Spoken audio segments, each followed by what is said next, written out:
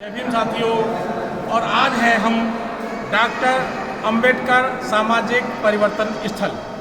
तो पहले मैं आपको दिखाता हूँ परम पूज्य बाबा साहब जो कि सिंहासन पर बैठे हुए हैं। ये डॉक्टर सामाजिक परिवर्तन स्थल हमारी एकमात्र नेता, इस समाज के एकमात्र नेता बहन कुमारी मायावती जी ने बनवाया था अपने 5 साल के जो पूर्ण बहुमत की सरकार बनी थी उसमें। और इस भवन में ये बहुत ही लंबा परिसर है, लेकिन ये इसका मुख्य परिसर है। और इस परिसर में जो चित्रांकन किया गया है वो मैं आपको दिखाना चाहता हूँ। आप आगे बढ़ेंगे तो देखेंगे आप कि परम पूज्य बाबा साहब की यहाँ पर स्टडी करते हुए मूर्ति आपको मिलेगी, जो कि बाबा साहब लिख रहे हैं। बाबा साहब ने अपने जीवन में तमाम किताबें पढ़ी और तमाम किताबें लिखी, और इसके साथ साथ बाबा साहब ने जो किताबें लिखी वो किसके लिए लिखी? हम लोगों के लिए लिखी, हमारे उद्धार के लिए लिखी।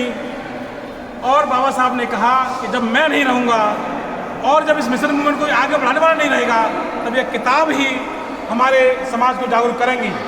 आगे बढ़ेंगे हम इसमें तो जो अगला चित्र है वो इसमें दिखाया गया है। परम पूज्य बाबा साहब ने जब ये संविधान इस देश के प्रथम राष्ट्रपति को सौंपा था, तो ये संविधान सौंपते हुए बाबा साहब की मूर्ति है, आप देख सकते हो।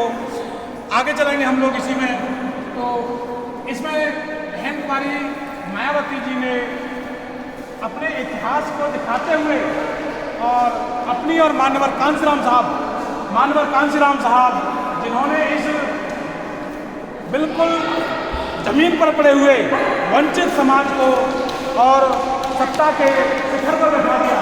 सत्ता के शिखर पर इस मूवमेंट को लेने वाले हमारे मानवर कांशीराम साहब और बहन कुमारी मायावती जी, जो कि बता रही है कि देखो मैंने कितना बड़ा आप लोगों के लिए अमृत खड़ा कर दिया है। हम आगे चलते हैं।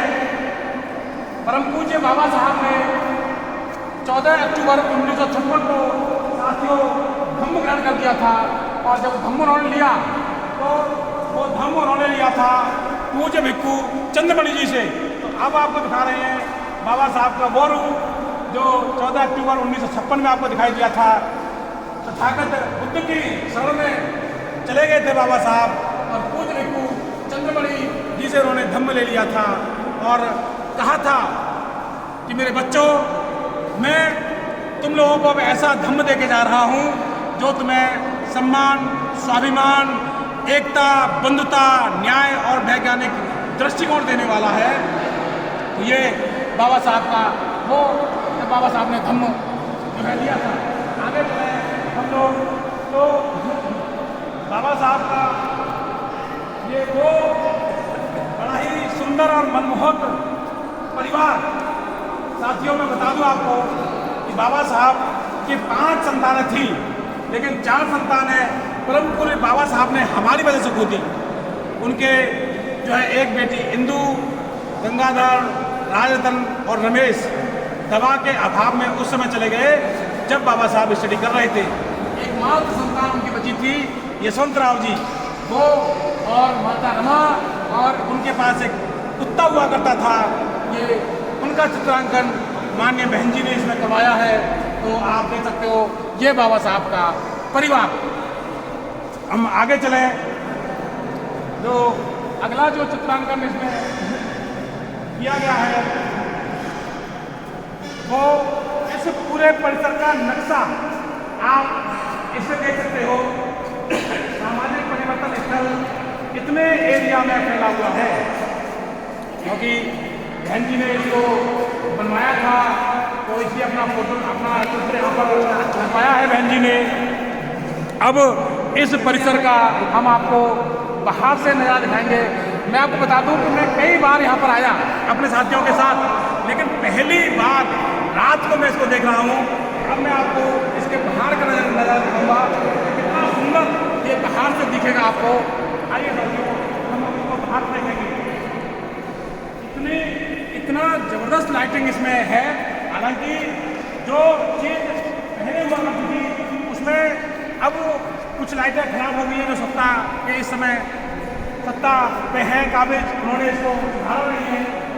लेकिन ये तो आप हम लोग कहेंगे कि इस समय ये भारत का सबसे ज़्यादा आर्थिक लाभ पहुंचाने वाला स्थल बन चुका है। इधर आप देखोगे हाथी के चित्र हैं और इधर आप देखोगे तो हमारे तथागत बुद्ध और वो हाथी, क्योंकि ऐसी कहानी है कि जब बुद्ध गर्भ में थे तो माता महामाया को हाथी दिखाई दिए थे सपने में। तब जो एक ऋषि थे अशित मुनि, उन्होंने इनके बारे में भविष्यवाणी की थी कि ये बालक या तो बहुत बड़ा चक्रवर्ती सम्राट बनेगा या फिर ये बहुत बड़ा सन्यासी बनेगा। तो अब इसका बाहर से नज़ारा देखिए, दो गुम्बद सामने आपको दिखाई दे रहे हैं, वो जिसमें एक में मान्यवर कांशीराम साहब की प्रतिमा है और एक में बहन कुमारी मायावती जी की प्रतिमा है। इस स्थल को बनवाने में कई वर्ष लगे और तमाम विरोध माननीय बहन जी को इसमें झेलना भी पड़ा, और मैं ये कहूँ कि सत्ता भी उन्हें खोनी पड़ी तो ये इसमें कोई गलत नहीं होगा, क्योंकि उस समय लोगों ने ये कह के बहन जी का बहुत दुष्प्रचार किया था कि पत्थरों में पैसा लगा दिया। ये पत्थरों में पैसा नहीं है, ये हमारी धरोहर है जो पीढ़ियों तक आपको हमेशा ये गौरवान्वित करती रहेगी। तो रात का नज़ारा इसका पहली बार हमने देखा और मैं चाहूँगा भाई साहब घुमा के इसको दिखाइए बाबा साहब के